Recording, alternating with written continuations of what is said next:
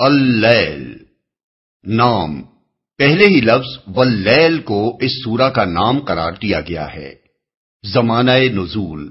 اس کا مضمون سورہ شمس سے اس قدر مشابہ ہے کہ یہ دونوں سورتیں ایک دوسرے کی تفسیر محسوس ہوتی ہیں۔ ایک ہی بات ہے جسے سورہ شمس میں ایک طریقے سے سمجھایا گیا ہے اور اس سورہ میں دوسرے طریقے سے۔ اس سے اندازہ ہوتا ہے کہ یہ دونوں قریب قریب ایک ہی زمانے میں نازل ہوئی ہیں۔ موضوع اور مضمون،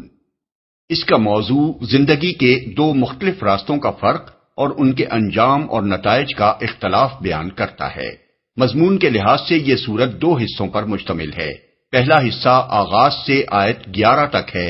اور دوسرا حصہ آیت 12 سے آخر تک۔ پہلے حصے میں سب سے پہلے یہ بتایا گیا ہے کہ نوع انسانی کے افراد، اقوام اور گروہ دنیا میں جو سعی و عمل بھی کر رہے ہیں وہ لازماً اپنی اخلاقی نوعیت کے لحاظ سے اسی طرح مختلف ہیں جس طرح دن رات سے اور نر مادہ سے مختلف ہے۔ اس کے بعد قرآن کی مختلف صورتوں کے عام انداز بیان کے مطابق 3 اخلاقی خصوصیات ایک نوعیت کی اور 3 اخلاقی خصوصیات دوسری نوعیت کی سعی و عمل کے ایک وسیع مجموعے میں سے لے کر بطور نمونہ پیش کی گئی ہیں، جسے سن کر ہر شخص بڑی آسانی کے ساتھ یہ اندازہ لگا سکتا ہے کہ ایک قسم کی خصوصیات کس طرز زندگی کی نمائندگی کرتی ہیں اور دوسری قسم کی خصوصیات اس کے برعکس کس دوسرے طرز زندگی کی علامات ہیں۔ یہ دونوں نمونے ایسے چھوٹے چھوٹے خوبصورت جچے تلے فکروں میں بیان کیے گئے ہیں کہ سنتے ہی آدمی کے دل میں اتر جائیں اور زبان پر چڑھ جائیں۔ پہلی قسم کی خصوصیات یہ ہیں کہ آدمی مال دے، خدا ترسی و پرہیزگاری اختیار کرے اور بھلائی کو بھلائی مانے۔ دوسری قسم کی خصوصیات یہ ہیں کہ وہ بخل کرے، خدا کی رضا اور ناراضی کی فکر سے بے پرواہ ہو جائے اور بھلی بات کو جھٹلا دے۔ پھر بتایا گیا ہے کہ یہ دو طرز عمل جو صریحاً ایک دوسرے سے مختلف ہیں، اپنے نتائج کے اعتبار سے ہرگز یکساں نہیں ہیں، بلکہ جس قدر یہ اپنی نوعیت میں متضاد ہیں اسی قدر ان کے نتائج بھی متضاد ہیں۔ پہلے طرز عمل کو جو شخص یا گروہ اختیار کرے گا، اللہ تعالیٰ اس کے لیے زندگی کے صاف اور سیدھے راستے کو سہل کر دے گا، یہاں تک کہ اس کے لیے نیکی کرنا آسان اور بدی کرنا مشکل ہو جائے گا۔ اور دوسرے طرز عمل کو جو بھی اختیار کرے گا، اللہ تعالیٰ اس کے لیے زندگی کے بکٹ اور سخت راستے کو سہل کر دے گا، یہاں تک کہ اس کے لیے بدی آسان اور نیکی مشکل ہو جائے گی۔ اس بیان کو ایک نہایت مؤثر اور تیر کی طرح دل میں پیوست ہو جانے والے جملے پر ختم کیا گیا ہے کہ دنیا کا یہ مال جس کے پیچھے آدمی جان دیے دیتا ہے، آخر قبر میں تو اس کے ساتھ جانے والا نہیں ہے، مرنے کے بعد یہ اس کے کس کام آئے گا۔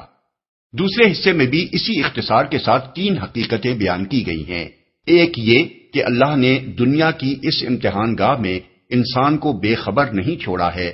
بلکہ اس نے یہ بتا دینا اپنے ذمے لیا ہے کہ زندگی کے مختلف راستوں میں سے سیدھا راستہ کون سا ہے۔ اس کے ساتھ یہ کہنے کی ضرورت نہ تھی کہ اپنا رسول اور اپنی کتاب بھیج کر اس نے اپنی یہ ذمہ داری ادا کر دی ہے، کیونکہ رسول صلی اللہ علیہ وسلم اور قرآن دونوں ہدایت دینے کے لیے سب کے سامنے موجود تھے۔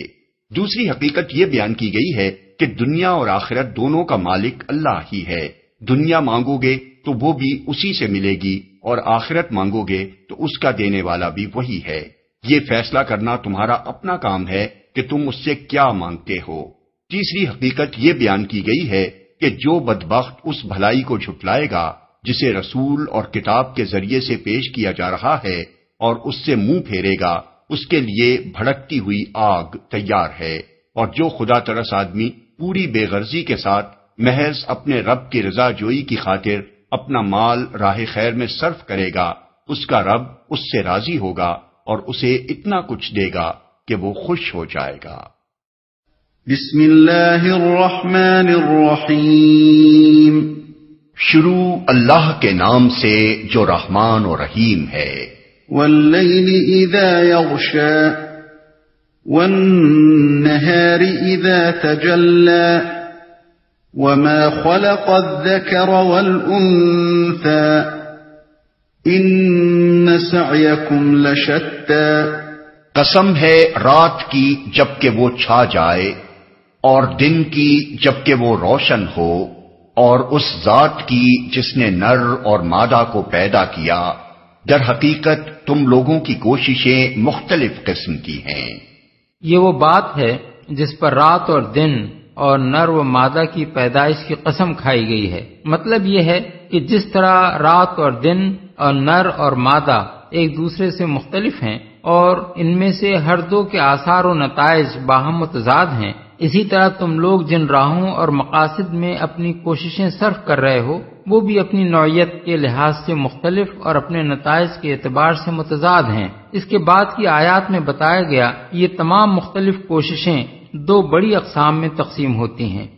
فَأَمَّا مَنْ أَعْطَى وَاتَّقَى وَصَدَّقَ بِالْحُسْنَى فَسَنُيَسِّرُهُ لِلْيُسْرَى، تو جس نے راہ خدا میں مال دیا اور خدا کی نافرمانی سے پرہیز کیا اور بھلائی کو سچ مانا، اس کو ہم آسان راستے کے لیے سہولت دیں گے۔ سچ مانا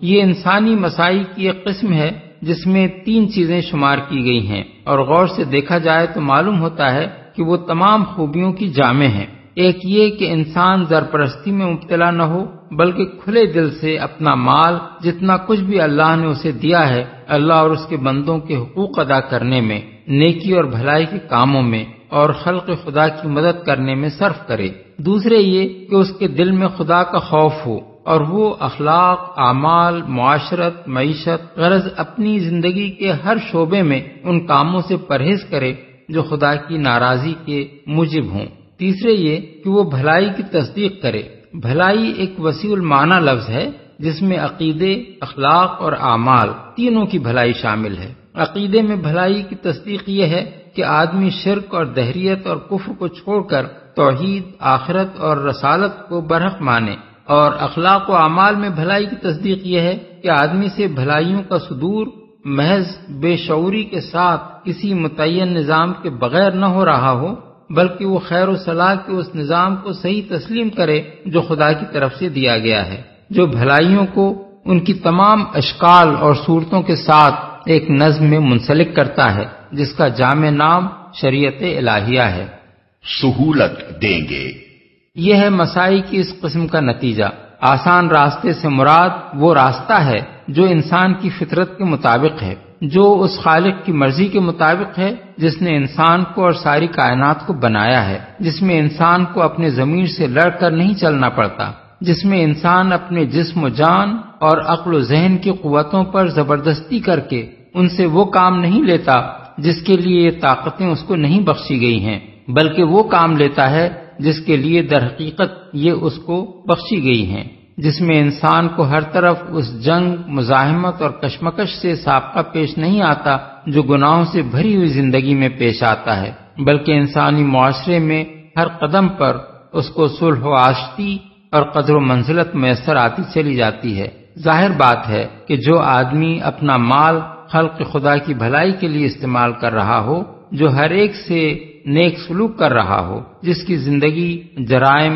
فسق و فجور اور بد کرداری سے پاک ہو، جو اپنے معاملات میں کھرا اور راست باز ہو، جو کسی کے ساتھ بے ایمانی، بدعہدی اور بے وفائی نہ کرے، جس سے کسی کو خیانت، ظلم اور زیادتی کا اندیشہ نہ ہو، جو ہر شخص کے ساتھ اچھے اخلاق سے پیش آئے اور کسی کو اس کی سیرت و کردار پر انگلی رکھنے کا موقع نہ ملے، وہ خواہ کیسے ہی بگڑے ہوئے معاشرے میں رہتا ہو، بہرحال اس کی قدر ہو کر رہتی ہے، اس کی طرف دل کھنچتے ہیں، نگاہوں میں اس کی عزت قائم ہو جاتی ہے، اس کا اپنا قلب و ضمیر بھی مطمئن ہوتا ہے اور معاشرے میں بھی اس کو وہ وقار حاصل ہوتا ہے جو کبھی کسی بد کردار آدمی کو حاصل نہیں ہوتا۔ یہی بات ہے جو سورہ نحل میں فرمائی گئی ہے کہ من عمل صالحا من ذکر او انثی وهو مؤمن وَلَنُحْيِيَنَّهُ حَيَاةً طَيِّبَةً، یعنی جو شخص نیک عمل کرے، خواہ وہ مرد ہو یا عورت، اور ہو وہ مومن،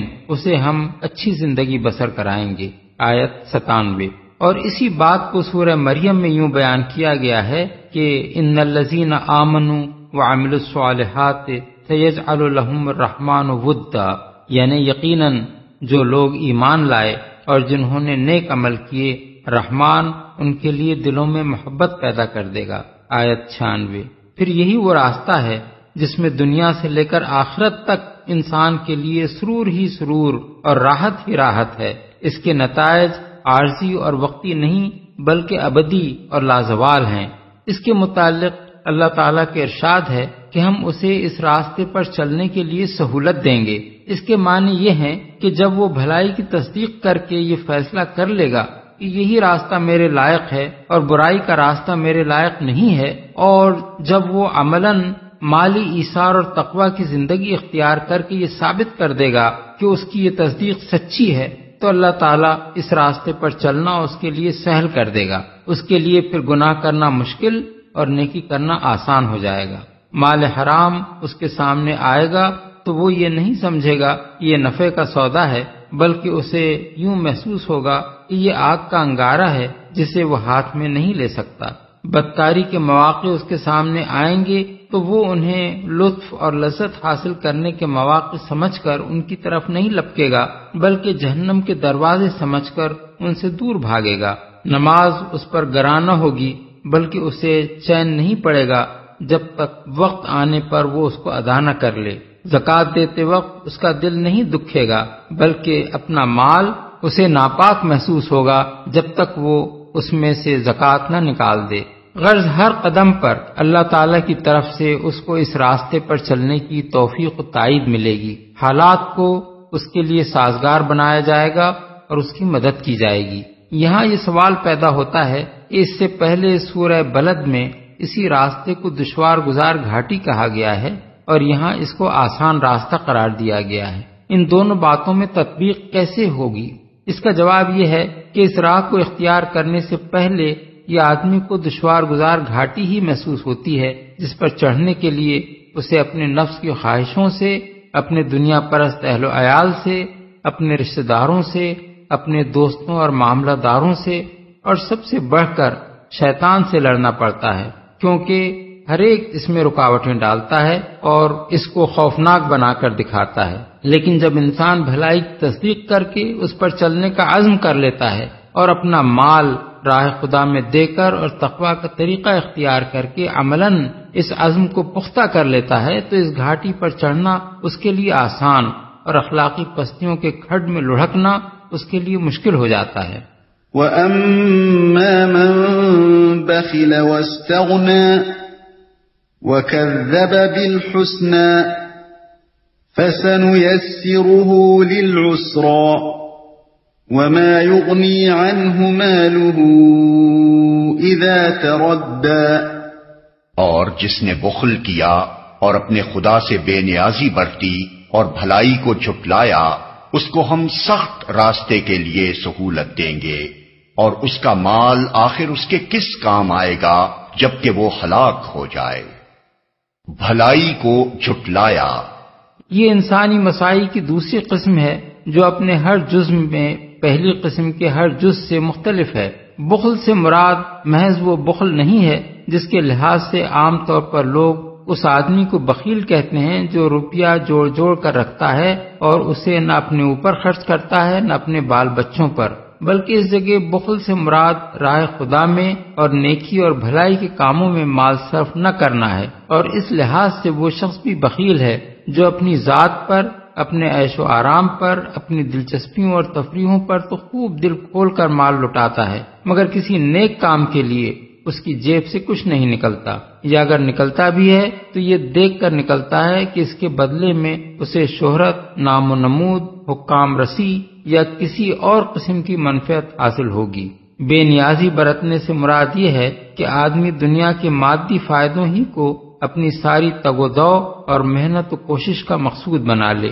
اور خدا سے بالکل مستغنی ہو کر اس بات کی کچھ پرواہ نہ کرے کہ کس کام سے وہ خوش اور کس کام سے وہ ناراض ہوتا ہے۔ رہا بھلائی کو جھٹلانا، تو وہ اپنی تمام تفصیلات میں بھلائی کو سچ ماننے کی ضد ہے، اس لیے اس کی تشریح کی حاجت نہیں ہے، کیونکہ بھلائی کی تصدیق کا مطلب ہم واضح کر چکے ہیں۔ سہولت دیں گے،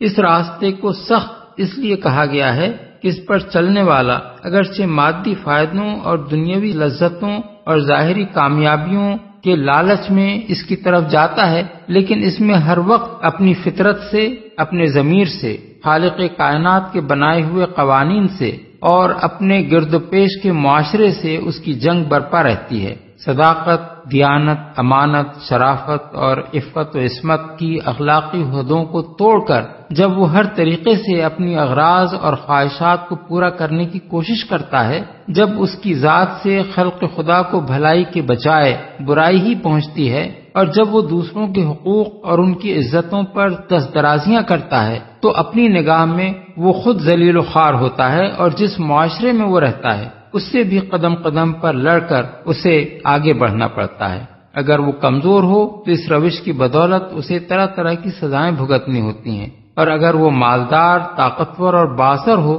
تو چاہے دنیا اس کے زور کے آگے دب جائے، لیکن کسی کے دل میں اس کے لیے خیر خواہی، عزت اور محبت کا کوئی جذبہ نہیں ہوتا، حتیٰ کہ اس کے شریک کار بھی اس کو ایک خبیث آدمی ہی سمجھتے ہیں۔ اور یہ معاملہ صرف افراد ہی تک محدود نہیں ہے، دنیا کی بڑی سے بڑی طاقتور قومیں بھی جب اخلاق کے حدود پھاند کر اپنی طاقت اور دولت کے زوم میں بد کرداری کا رویہ اختیار کرتی ہیں، تو ایک طرف باہر کی دنیا ان کی دشمن ہو جاتی ہے، اور دوسری طرف خود ان کا اپنا معاشرہ جرائم، خودکشی، نشہ بازی، امراض خبیثہ، خاندانی زندگی کی تباہی، نوجوان نسلوں کی بدراہی، طبقاتی کشمکش اور ظلم و جور کی روز افزوں وبا سے دوچار ہو جاتا ہے، یہاں تک کہ جب وہ بام عروج سے گرتی ہے تو دنیا کی تاریخ میں اپنے لیے لعنت اور پھٹکار کے سوا کوئی مقام چھوڑ کر نہیں جاتی۔ اور یہ جو فرمایا گیا کہ ایسے شخص کو ہم سخت راستے پر چلنے کی سہولت دیں گے،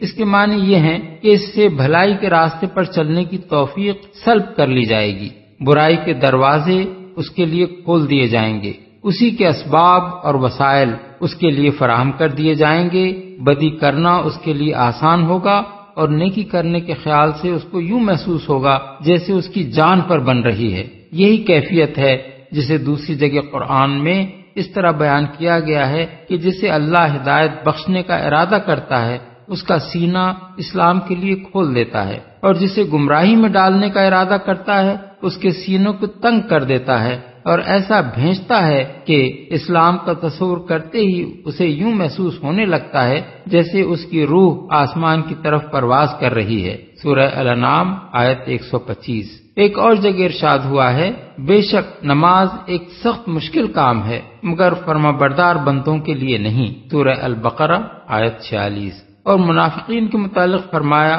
وہ نماز کی طرف آتے بھی ہیں تو کسمساتے ہوئے آتے ہیں، اور راہ خدا میں خرچ کرتے بھی ہیں تو بادل ناخواستہ خرچ کرتے ہیں۔ سورہ توبہ آیت 54۔ اور یہ کہ ان میں ایسے ایسے لوگ موجود ہیں جو راہ خدا میں کچھ خرچ کرتے ہیں تو اسے اپنے اوپر زبردستی کی چٹی سمجھتے ہیں۔ سورہ التوبہ آیت 98۔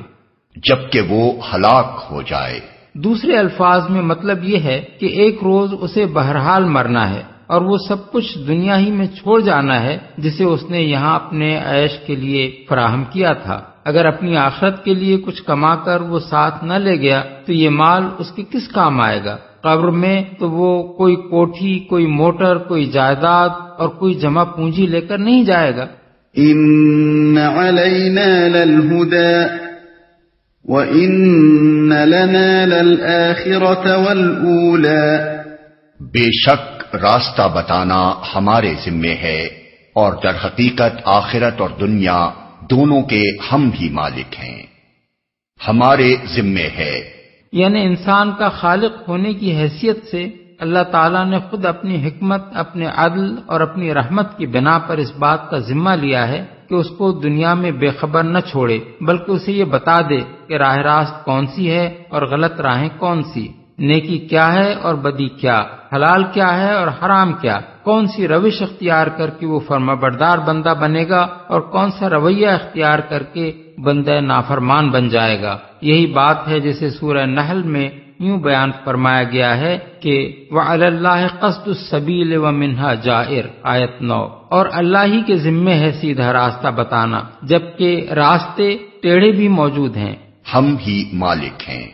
اس ارشاد کے کئی مفہوم ہیں اور وہ سب صحیح ہیں، ایک یہ کہ دنیا سے آخرت تک تم کہیں بھی ہماری گرفت سے باہر نہیں ہو، کیونکہ دونوں جہانوں کے ہم ہی مالک ہیں۔ دوسرے یہ کہ ہماری ملکیت دنیا اور آخرت دونوں پر بہرحال قائم ہے، خواہ تم ہماری بتائی ہوئی راہ پر چلو یا نہ چلو۔ گمراہی اختیار کرو گے تو ہمارا کچھ نہ بگاڑو گے، اپنا ہی نقصان کر لو گے، اور راہ راست اختیار کرو گے تو ہمیں کوئی نفع نہ پہنچاؤ گے، خود ہی اس کا نفع اٹھاؤ گے۔ تمہاری نافرمانی سے ہماری ملک میں کوئی کمی نہیں ہو سکتی، اور تمہاری فرمانبرداری سے اس میں کوئی اضافہ نہیں ہو سکتا۔ تیسرے یہ کہ دونوں جہانوں کے مالک ہم ہی ہیں، دنیا چاہو گے تو وہ بھی ہم ہی سے تمہیں ملے گی، اور آخرت کی بھلائی چاہو گے تو اس کا دینا بھی ہمارے ہی اختیار میں ہے۔ یہی بات ہے جو سورہ آل عمران آیت 145 میں فرمائی گئی ہے کہ وَمَن يُرِدْ ثَوَابَ الدُّنْيَا نُؤْتِهِ مِنْهَا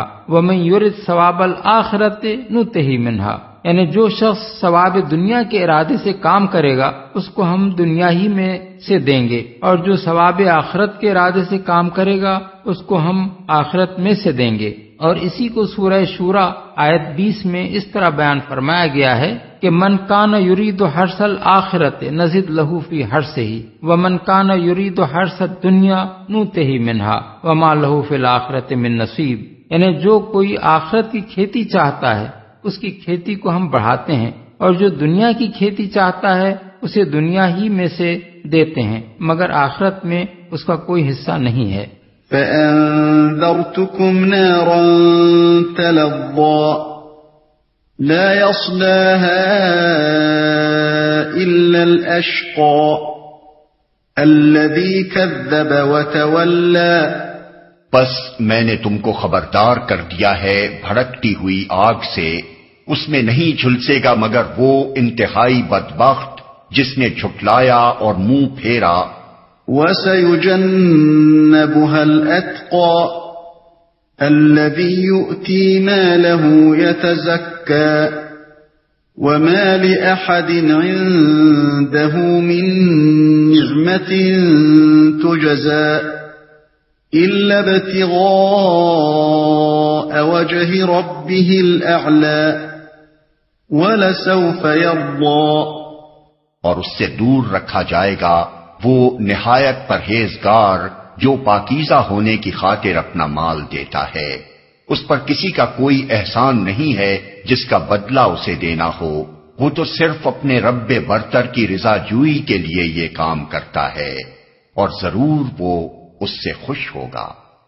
اپنا مال دیتا ہے، اس کا یہ مطلب نہیں ہے کہ نہایت شقی کے سوا کوئی آگ میں نہ جائے گا اور نہایت متقی کے سوا کوئی اس سے نہ بچے گا، بلکہ یہاں مقصود دو انتہائی متضاد کرداروں کو ایک دوسرے کے مقابلے میں پیش کر کے ان کا انتہائی متضاد انجام بیان کرنا ہے۔ ایک وہ شخص ہے جو اللہ اور اس کے رسول کی تعلیمات کو جھٹلا دے اور اطاعت کی راہ سے منہ پھیرے، دوسرا وہ شخص ہے جو نہ صرف ایمان لائے بلکہ انتہائی خلوص کے ساتھ کسی ریاکاری اور نام و نمود کی طلب کے بغیر صرف اس لیے اپنا مال راہ خدا میں صرف کرے کہ وہ اللہ کے ہاں پاکیزہ انسان قرار پانے کا خواہاں ہے۔ یہ دونوں کردار اس وقت مکے کے معاشرے میں سب کے سامنے موجود تھے، اس لیے کسی کا نام لیے بغیر لوگوں کو بتایا گیا ہے کہ جہنم کی آگ میں دوسرے کردار والا نہیں بلکہ پہلے کردار والا ہی جھلسے گا، اور اس